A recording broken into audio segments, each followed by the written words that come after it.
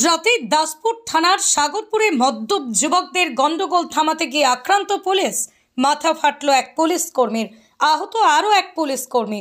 উত্তেজিত জনতা ভেঙে দিল পুলিশের গাড়ি। রাতেই গ্রেপ্তার করা হয়েছে 15 জনকে। আজ ধৃতদের তোলা হয়েছে ঘাটাল আদালতে। সমগ্র ঘটনায় ব্যাপক চাঞ্চল্যের সৃষ্টি হয়েছে এলাকায়।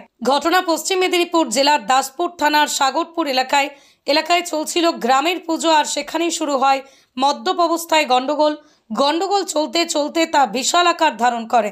ঘটনার খবর পেয়ে উপস্থিত হয় দাসপুর থানার পুলিশ। পরিস্থিতি নিয়ন্ত্রণে আনার চেষ্টা করে পুলিশ।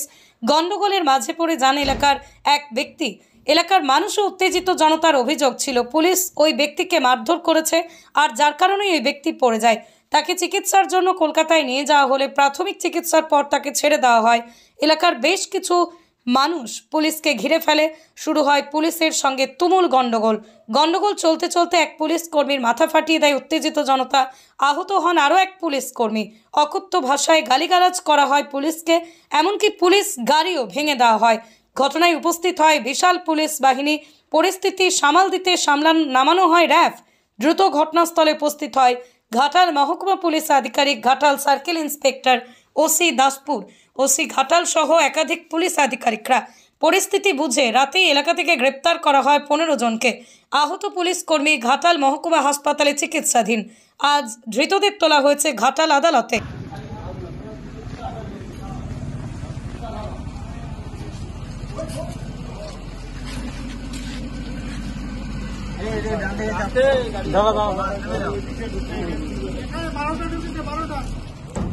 সোমনদা ধরো একটু।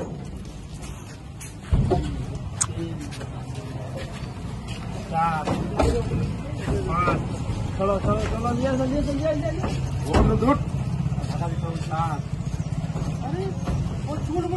আগে টাকা তো কাটি দিয়ে চেপে যাবো ভাই।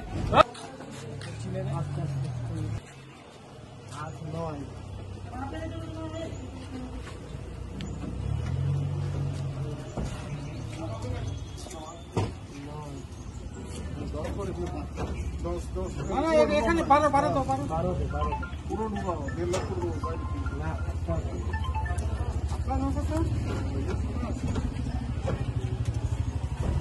হ্যাঁ এই তো 12টা হলো।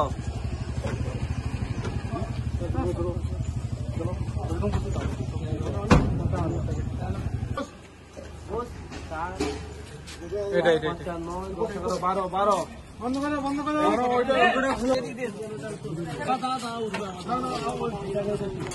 আমাদের উঠবে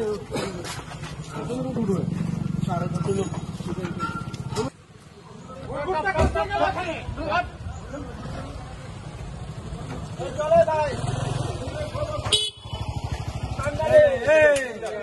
কোথায় চলে